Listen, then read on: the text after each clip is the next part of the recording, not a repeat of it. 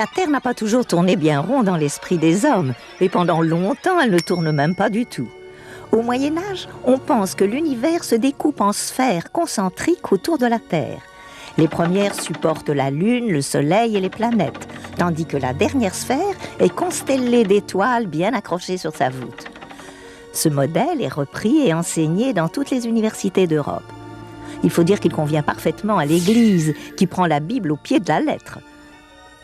Dans la Genèse, Dieu a créé le monde pour accueillir son peuple. La Terre est donc logiquement au cœur de la création, et durant des siècles, tout tourne ainsi très rond dans le meilleur des mondes. Mais en 1543, coup de théâtre.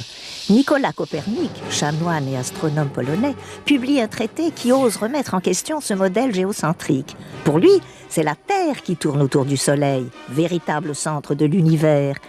Mais Copernic meurt quelques mois plus tard, sans avoir prouvé l'exactitude de son nouveau système héliocentrique. Et rares sont ceux qui le suivront sur cette voie. D'autant plus que le vent de l'Inquisition souffle alors et menace des pires châtiments ceux qui propagent de telles idées, comme l'Italien Giordano Bruno, brûlé en 1600 sur le bûcher des hérétiques. Mais la révolution copernicienne est déjà en marche, et un nouvel apôtre de l'héliocentrisme va bientôt secouer l'ordre établi.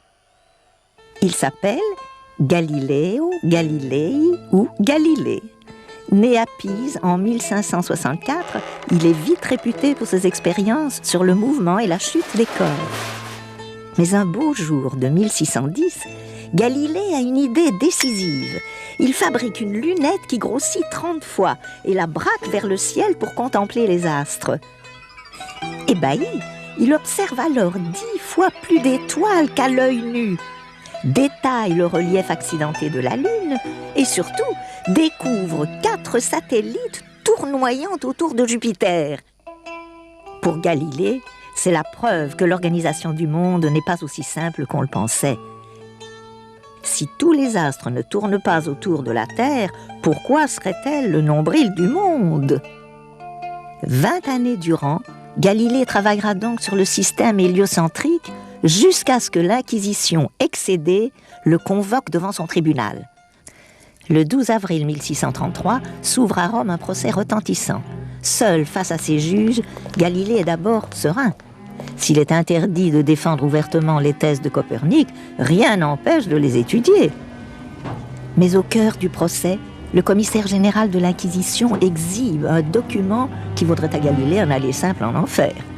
C'est une injonction formelle signée du cardinal Bellarmine et datant de 1616, qui le somme d'abandonner à jamais les idées hérétiques de Copernic.